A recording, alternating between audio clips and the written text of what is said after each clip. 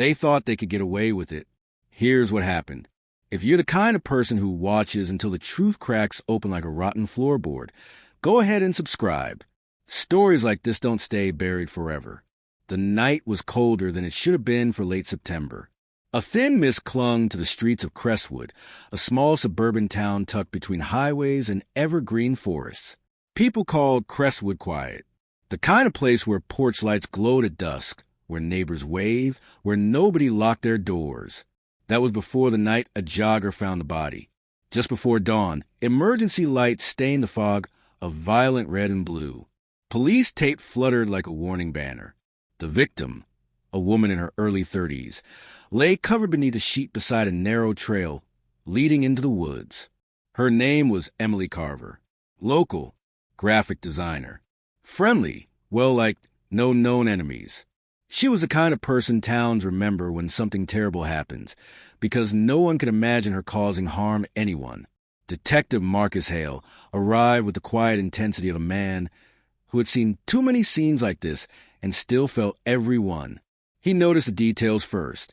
No purse, no phone, no signs of struggle nearby.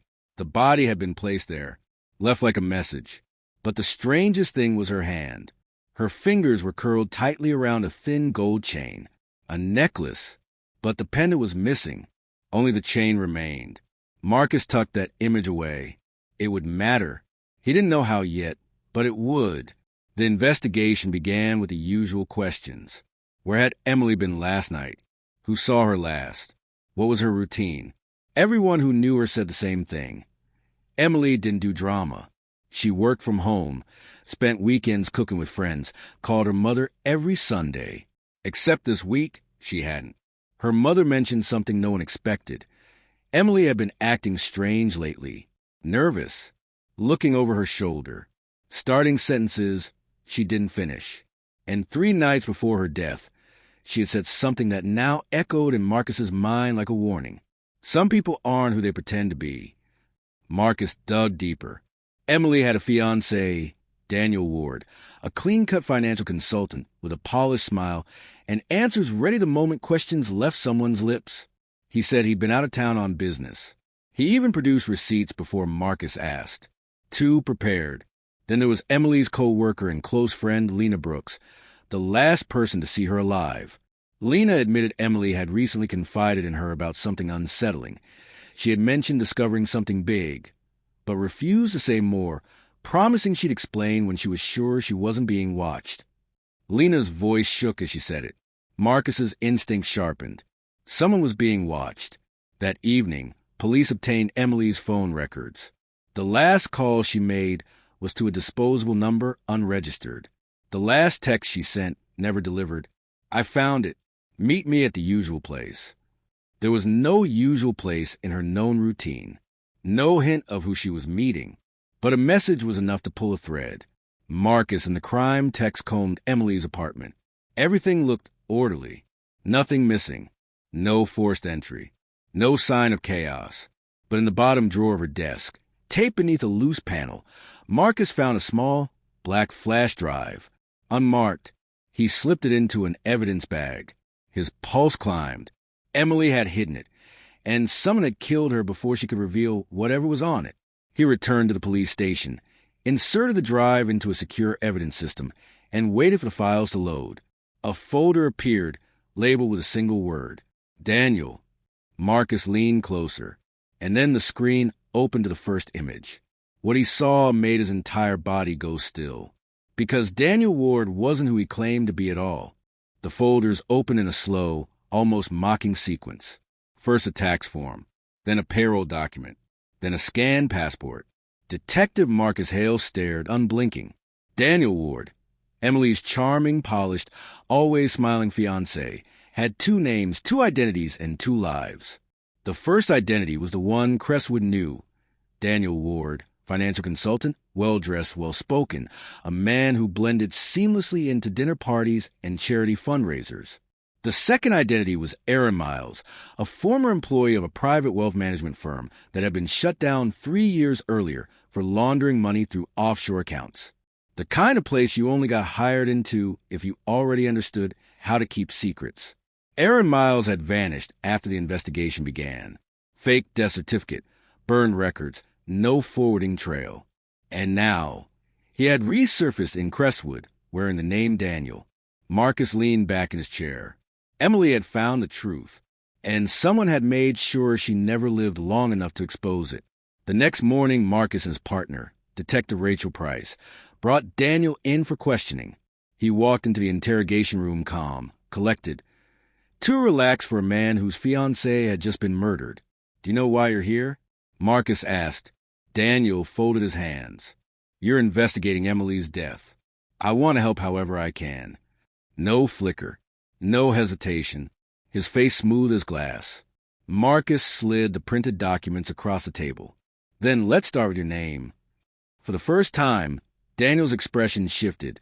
Not shock, not fear, just calculation. His eyes narrowed, and a quiet tension filled the room. "I think I need a lawyer," he said. Marcus exhaled through his teeth.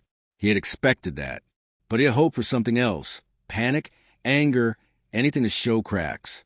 Instead, Daniel simply watched, as though he was the one studying them. The interrogation ended. But something about Daniel's demeanor gnawed at Marcus. He didn't seem worried, not even a little, almost like he knew they had nothing they could use. Not yet. Rachel began tracing financial records while Marcus visited Emily's workplace again, searching for anything the initial suite might have missed. Her studio was cozy, with warm lighting and sketches pinned everywhere, logo drafts, poster designs, color palettes. But one piece of paper stood out, a sketch of Crestwood hand-drawn, with one building circled twice in red ink, a storage unit facility on the east side of town. Marcus felt a spark of momentum. They acquired a warrant. The facility's hallway buzzed with fluorescent lights that flickered like a nervous pulse. Unit 107. Emily had signed for it 2 months earlier. Inside, neat boxes labeled and organized. But one box was open, content strewn, as if someone had searched in a hurry. Someone who didn't want to be seen. Someone who had a key. Emily's key. Marcus sifted through piles. Bank statement copies. Wire transfer confirmations. Names. Account numbers.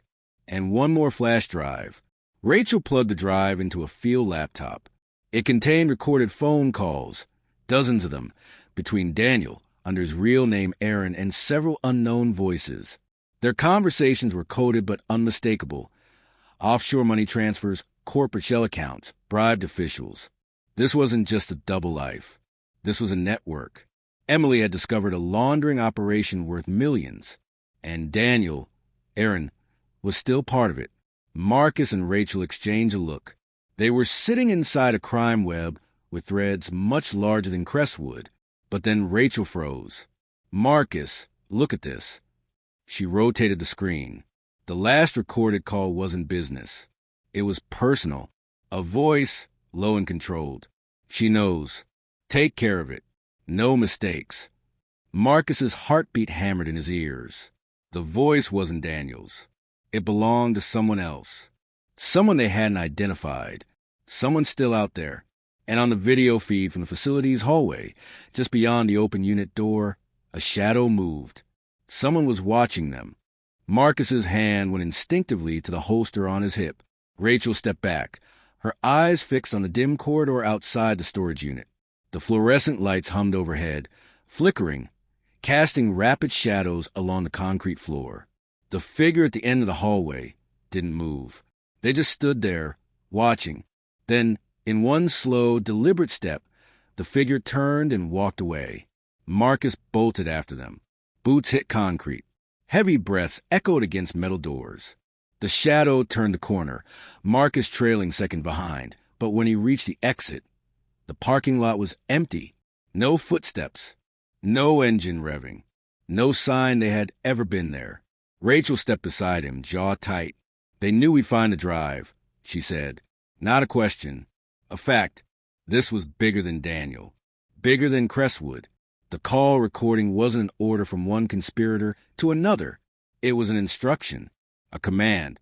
Someone above Daniel had orchestrated Emily's death. Someone who believed they were untouchable. And that someone now knew the police were closing in. The next morning, the media swarmed. Cameras, microphones, headlines thick with speculation and fear. A quiet suburban town shattered by conspiracy and murder. Marcus knew how these cases could collapse under pressure. Evidence disappears. Witnesses decide silence is safer. People vanish. Daniel was released pending further investigation. The law's cruel patience. He walked out of the station wearing the same calm expression, like he was strolling through a park. But as he stepped into the sunlight, his eyes flicked across the street to a black SUV, tinted windows, engine running. Marcus felt his stomach tighten. He recognized a signature of organized networks, protection disguised as coincidence. Daniel wasn't alone. He never had been. That night, a neighbor reported movement at Emily's old apartment. Marcus and Rachel arrived quietly, weapons ready. The door was unlocked, not forced, just open, as if someone expected them. Inside, the lights were off. The air smelled faintly of cologne. Marcus stepped forward, flashlight sweeping across the living room. And there, seated at the kitchen table, hands folded neatly. "Daniel, I figured you'd come," he said. Rachel's voice was steady. "This is over." Daniel smiled, softly, almost sadly. "You think this is about me." He tapped the table twice. "I was a placeholder, a nameplate at a desk. If I didn't do what I did, someone else would have. We all have our roles." Marcus stepped closer. "Emily died because she trusted you." That was when Daniel's composure finally cracked. Not anger, but something sharper. Regret. "She wasn't supposed to find the accounts," he said. I thought I could delay long enough to figure a way out. But once she looked inside that drive, everything was decided. Orders were given. Marcus's pulse slowed. Orders? From who?" Daniel exhaled, as though releasing the last thing he had been holding inside. "Lena." Silence struck the room like a blow. Lena, Emily's friend. The one who cried. The one who gave Marcus the emotional threads to pull. The one who stood closest to Emily in her final weeks. She hadn't been frightened with Emily. She had been watching Emily. Marcus realized what the shadow in the hallway meant. Lena was there. Lena had followed them. Lena was cleaning up loose ends. Daniel looked at Marcus with a hollow, resigned gaze. She'll be here soon. And from outside, tires rolled to stop. Boots on pavement. Footsteps approaching the door. Marcus raised his weapon. Rachel mirrored him. The doorknob turned. The final confrontation never played out on live broadcasts or newspaper headlines. It happened in the dark, in the quiet, where only secrets listen. What followed was fast, brutal, and silent, like crime always is before the world learns its name. When it was over, Lena was in handcuffs. Daniel was taken into federal custody, and the investigation unraveled a laundering network that stretched across states and borders. Emily's name became something different in Crestwood, not a tragedy, but a key, the one that opened everything. And sometimes, late at night, Marcus still thought about Daniel's last words before he was taken away. "There are always more of us than you think." 3 months later, in a town 2 states away, another body was found. Same necklace chain. Pendant missing. If you think this story was intense, you're not ready for the next one. Subscribe so you don't miss what happens next.